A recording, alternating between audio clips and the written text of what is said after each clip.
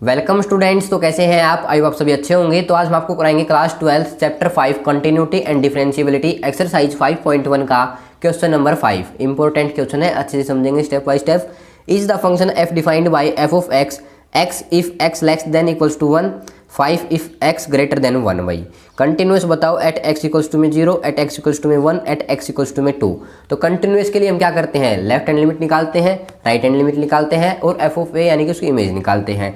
अगर आपके पास तीनों इक्वल हो तो उस कंडीशन में आपके पास फंक्शन कंटिन्यूस होता है, अदरवाइज नहीं होता भाई। ठीक है, तो यहाँ पे देखो x less than equals to 1, तो यहाँ पे x फंक्शन यूज होएगा। 0 के लिए तो फंक्शन कौन सा यूज होगा? x। तो यहाँ पे 0 के लिए लेफ्ट हैंड लिमिट देखो आपके पास क्या होती है? Limit h tends to 0, f of a minus h होता है। अब यहाँ पे a गिवन है 0, तो 0 माइनस एच। अब जहाँ पर आपके पास फंक्शन है x है फंक्शन, वहाँ पर 0 माइनस एच पुट कर दो वही x की जगह पर। तो यहाँ पे देखो x की जगह पर 0 माइनस एच पुट कर दिया। यहाँ पे अब h टेंड्स टू 0 है तो 0 पुट कर दो h की जगह, 0 माइनस 0 इक्वल्स टू में 0। यह आपके पास क्या आ गई? Left hand limit. अब राइट हैंड लिमिट देखो 0 प्लस एच हो जाएगा, बस इतना ही फर्क है। Limit h tends to 0, h यहाँ से फंक्शन में हमें क्या पुट करना था? 0 प्लस एच x की जगह, तो यहाँ पे h इक्वल्स टू में 0, ये भी आपके पास 0 आ गया। f ऑफ 0 यानी कि इमेज, जहाँ पर x है वहाँ पर क्या कर दो? 0 पुट कर दो, तो यहाँ पे 0। Left hand limit equals to में right hand limit equals to में f ऑफ 0, तो हमारे पास फंक्शन कैसा आ जाएगा? कंटिन्यूअस। तो ये हमने देखा एट x इक्वल्स टू में 0। अब देखते हैं एट x इक्वल्स टू में 1 भाई। ठीक है, एट x इक्वल्स टू में 1।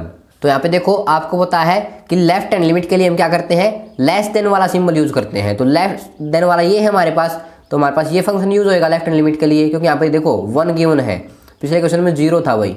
ठीक है, अब यहाँ पे देखो 1 से अगर ग्रेटर देन हो तो ये हमारे पास राइट हैंड लिमिट होएगी, तो ये फंक्शन यूज होगा। ठीक है, और एफ ऑफ ए इमेज निकालने के लिए इक्वल्स टू वाला ये फंक्शन यूज होगा। तो यहाँ पे एट x इक्वल्स टू में 1 के लिए लेफ्ट हैंड लिमिट देखते हैं। Limit h tends to 0, f of, यहाँ पे देखो आपके पास 1 है तो 1 माइनस एच हो जाएगा। ठीक है, यहाँ तक क्लियर हो गया। अब लिमिट h टेंड्स टू 0, जहाँ पर इस फंक्शन के लिए LHL के लिए कौन सा फंक्शन? ये फंक्शन x से क्या रख देंगे? 1 माइनस एच, तो यहाँ पे रख देते हैं 1 माइनस एच। ठीक है, अब यहाँ पे h की जगह 0 रख दो, तो ये आपके पास क्या आ जाएगा? 1 माइनस 0 इक्वल्स टू में 1।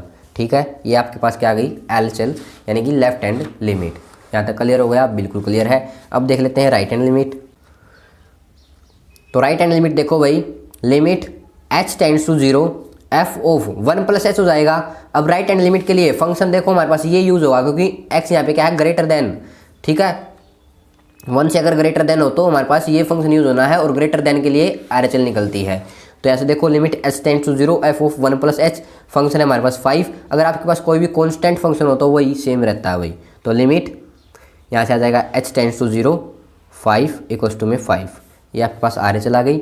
अब यहाँ से निकाल देते हैं f ऑफ 1 इक्वल्स टू में 1 रहेगा, क्योंकि फंक्शन है आपके पास क्या? इक्वल्स टू के लिए x। तो यहाँ पे आपके पास तीनों नॉट इक्वल टू आ रहे हैं, LHL not equals to RHL, 2 ही अनइक्वल आ गए, तो हमारे पास क्या हो जाता है? Function discontinuous. So function is not continuous. तो सेकंड पार्ट भी क्लियर हुआ आपको, एट x इक्वल्स टू में 1 के लिए कंटिन्यूस नहीं है, और फर्स्ट पार्ट में x इक्वल्स टू 0 के लिए कंटिन्यूस था। अब हमारे पास लास्ट पार्ट बचा एट x इक्वल्स टू में 2 के लिए चेक करो भाई। तो देखो यहाँ पे एट x इक्वल्स टू में 2 के लिए चेक करते हैं। तो देखो एट x इक्वल्स टू में 2, अब यहाँ से देखो ये कंडीशन है हमारे पास, क्या होगा? 1 से ग्रेटर देन होगा, तो 1 से ग्रेटर देन 2 है, तो हमारे पास यही फंक्शन यूज होगा 5 वाला। ठीक है, तो यहाँ पे लिमिट निकालते हैं h टेंड्स टू 0, LHL के लिए LHL। ठीक है, तो यहाँ से देखो लिमिट h टेंड्स टू 0 क्या होता है हमारे पास? a माइनस एच, तो 2 माइनस एच। अब फंक्शन है आपके पास 5, तो यहाँ पे कांस्टेंट फंक्शन है तो सेम रहेगा ये आपके पास। तो यहाँ से limit h tends to 0, 5 equals to में 5। ऐसे ही RHL निकालेंगे। लिमिट h टेंड्स टू 0, ये आपके पास क्या हो जाएगी? 2 प्लस एच। ये भी आपके पास अगर फंक्शन कांस्टेंट हो तो वही फंक्शन सेम रहता है भाई, इस बात का आपको ध्यान रखना होगा। अब f ऑफ a यानी कि f ऑफ 2 इक्वल्स टू में आपके पास 5, तो यह आपके पास क्या आ गया भाई? LHL इक्वल्स टू में RHL इक्वल्स टू में f ऑफ 2। ठीक है, या a लिख सकते हो आप। ये आपके पास इक्वल हैं, तो फंक्शन हमारे पास कैसा होगा? Continuous. So function is continuous.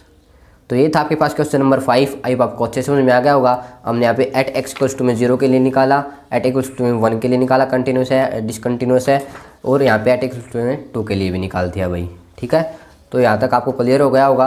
अगर थोड़ी सी भी हेल्प मिली हो चैनल से तो चैनल को सब्सक्राइब जरूर करके जाएँ, अपने फ्रेंड्स को बताएं, अपने क्लासमेट्स को बताएं, रिलेटिव्स को बताएं और चैनल को ज़्यादा से ज़्यादा सब्सक्राइब करें भाई। Thank you, have a nice day.